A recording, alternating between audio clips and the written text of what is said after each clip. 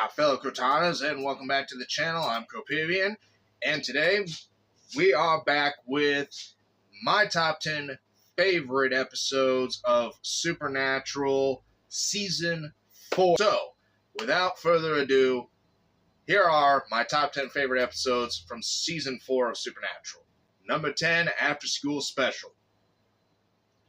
I always love the episodes when we got to go back in the past and see how young Sam and young Dean were with each other, how they treated each other, and the fact that we got to kind of compare and contrast in this episode was really, really interesting. And the tone of this episode was different from a lot of the episodes, especially since it told a very heartbreaking story about how adult situations can affect kids negatively and how bullying essentially is created not always through pure anger or pure ignorance or hatred or anything like that. It can be born from situations of great pain for an individual, and that was the case with our main villain in this episode. And Dirk, his story was truly heartbreaking. Really great message to this episode, and that is the main reason why it is one of my favorites from this season. Number 9, Death Takes a Holiday. Well, we bring back the psychic of Pamela, and she gets thrown into the frying pan one too many times, and this is where her story comes to an end, at least for this point in time. But it was more than that in this episode. It was also how death in the story of Supernatural affects us in life. It is the reason why we die is because there are reapers around who are there to ferry us off to either heaven or hell or wherever we may go. To see how that affects whether we live or die in this show is really, really interesting and a really fascinating idea that, if there are no reapers around, then nobody dies. If there is nothing to ferry souls, nobody can die. And that creates especially from Dean's point of view, it creates a very big question of, but these are good people. Should we really bring the Reapers back? Well, unfortunately, it's all about the natural order of things. And the fact that it's also in a situation where they don't know that they're actually there to either stop a seal from breaking or for the demons to break a seal. They only find that out after everything is said and done, and Cass comes to Dean and tells him that this was a victory because we stopped a seal and we got Alistair. It's a big episode in Season 4 and one of the most important in the realm of thinking about how things work and why things work. Number 8, Criss Angel is a douchebag. I love this episode so much, mainly because of how it utilizes the idea of magic, especially with the show. Because we already know that there's such thing as witchcraft and, magic is real to a degree in the show. However, magicians and what they do, even in the show, is still illusion and sleight of hand and, trickery of the eye and everything like that. So it kind of makes you go, well, if magic is real in the show, then why don't magicians just use magic? Ah, ha, ha, ha! We got you in this episode, ladies and gentlemen, because one of the magicians in this episode actually uses real magic to help his friend do some of the craziest stunts in order to get his name back out there at an older age as a magician, because magicians used to be looked at with respect and grandeur. Now, not so much. They're more looked at as hoaxes. Magic is such an interesting concept that if they hadn't made a show at some point about magicians and in this world of Supernatural and using real magic, it would have been a big missed opportunity. Luckily, they hit on it the best of ways. Number 7. It's the Great Pumpkin, Sam Winchester. Are angels good, or are they dicks? Well, basically they're dicks. This was also a Halloween episode of Supernatural that took it to a whole nother level. Once again, they're finding themselves in the middle of having to break a seal in order to stop Lucifer's rising. Well, doesn't go entirely to plan. However, they do stop the seal from breaking. Samhain, who is the demonic equivalent of the reason why Halloween is even a thing and is celebrated, and it's also interesting that they bring in the logic of masks and why we wear them on Halloween. Of course, it started out as humans just hiding from Samhain, so that way they couldn't recognize, or he couldn't recognize anybody's faces. Turned into kids going trick-or-treating for candy from strangers. Interesting, nonetheless, by the way. But anyway, especially important between Dean and Sam because it brings up the question, should Sam use his abilities to stop Samhain? Of course, he ends up doing that, and I've always...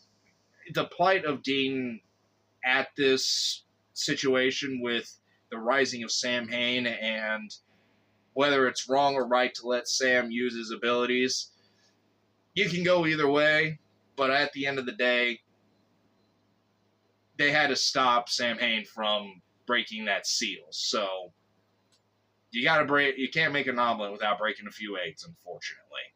Number 6, In the Beginning.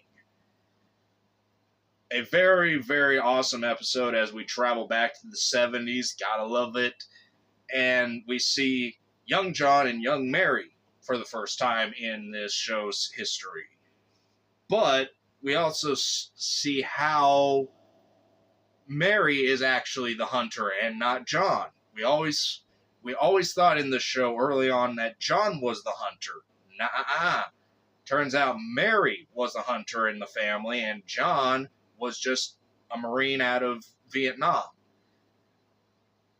But once again, this is how you see Dean from a fan's perspective as such an effective hunter and such an effective character because he remembers everything from Dad's journal about this situation, about, what was happening at this point in time in history with Yellow Eyes being around to bring all these kids to the dark side, essentially. Well, once again, he's trying to stop everything and bringing the cult back into the fold again, and the closeness of how he comes to beating Yellow Eyes again, but misses the mark. Number 5, the monster at the end of this book. We welcome in Chuck, ladies and gentlemen. He is the prophet. That is, writing the gospel of the Winchesters.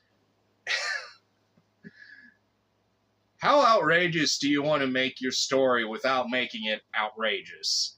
This was an episode that threw, I think, everybody for a loop at the time that it aired the first time, because it was really like, what the hell is going on here, guys?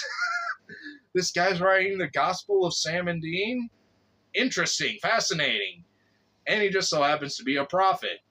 Early subsequent episodes featuring Chuck were really, really interesting. And the fact that they have to try and get the story off track in order to keep writing their own story or going their own way in their story to try and break this idea that Chuck knows what's going to happen, but it ends up happening anyway, is kind of hilarious to a degree, but also ironic, because it's like, okay, there's no way to get off this. This is how it's going to go forward, how it's going to happen. It was also important because it showed that there was another way to kind of bridge between how to stop demon or a monster without having necessarily kill them outright, because the Archangel that's tied to Chuck ends up being the deal breaker for Sam and Lilith. Number 4 monster movie. How could you not love going black and white in this episode? I'm sorry, but black and white on a movie or a TV show is just beautiful when it's done, and this was no exception to that rule. The music, how we get into Oktoberfest in the town, and Dean being back, pretty much fresh out of hell for only a few episodes. It's so fun, but it was also a different way to utilize the shapeshifter, in that it does kind of take a shapeshifter to be a tragedy story in the realm of supernatural, and it makes sense that a shapeshifter would be. Amazing, outrageous characters Ed who's played by Michael Eklund in this episode. It throws everything for a loop, and then when you see the shapeshifter on a moped, come on, it's just funny, and it's just hilarious, but it also comes to a very serious point in time, even though the death of the shapeshifter is a little different. Number 3, Yellow Fever.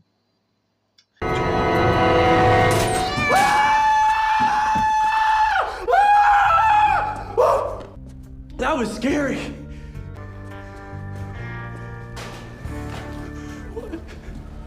Sure it was, Dean. It was just a cat. Calm down. Dean's just about ready to go back to where he just crawled out of with a little help from Kaz. This episode was always memorable because of Jensen's acting. I mean, again, Dean and Jensen were made for each other, I swear. And Jensen in this episode took things through the frickin' roof of hilarity, but also still with a little bit of seriousness as he's nearing the time of dying once again. He's almost there. But Sam and Bobby find a very creative way to stop everything from happening for Dean to be gone once again, and for them to do it in the way that they did it in this episode, with Dean especially. It's a slow burn, and then once things start going awry and you as the fans start to realize that, Dean, something's really, really off about you. Something's not right here. This isn't the way you are. It just goes from 0 to 100 really fast, and hilarity ensues, but memorability also ensues. Number 2, Lazarus Rising. Dean's back from hell, and we don't know what the hell pulled him out. But it would all lead to the most memorable introduction of any character in TV history. Castiel gets introduced in this episode, and it is such a cool way to introduce that character and to introduce angels into the lore of Supernatural. Because remember, at this point in time, there had been no concrete evidence of angels existing in the universe. This episode introduces them in the coolest way possible, but they would eventually be known as dicks. But Lazarus Rising was also with that ear-piercing ring when Kaz is speaking to Dean in that gas station. It's just like, what in the hell is that? What's going on now? What kind of creature is that? And then we, of course, come across Sam using his demonic powers through the demon blood, and we find out Ruby's back. Just everything in that episode begins the convolution of the seasons going on all in one episode, and it sets the tone early rather than setting it later on in the season. Such a tremendously groundbreaking episode, and Castiel, best angel out of them all. Number 1, Lucifer Rising. Everything's coming to a head in Season 4. The levee is broken. Sam is gone. He is haywire. And he is with Ruby now. What's going to happen? What happens? He gets his revenge on Lilith, but at a big, big price. And a price that he didn't know about because he was twisted so far into anger and twisted so far by Ruby that it comes to the breaking point for Sam. Lucifer gets set free thanks to Sam getting his powers to the full strength that they need to be to kill Lilith, and Lilith is the final seal. Azazel makes another appearance in this episode. Just everything about this season finale was a fascinating season finale, but it was also one of those episodes where you're really disappointed in Sam, and you hope, as a fan, that he's able to somehow rebound and find redemption, and maybe Dean can somehow find a way to forgive him in the end for everything in the season to come. But what would come in Season 5 would be something that would be fascinatingly amazing. So, I'm going to end this episode right here. I thank you all so much for watching. Always remember to imagine your dream, create your happiness, and live your life on the edge, and I will see you in that next episode. See ya.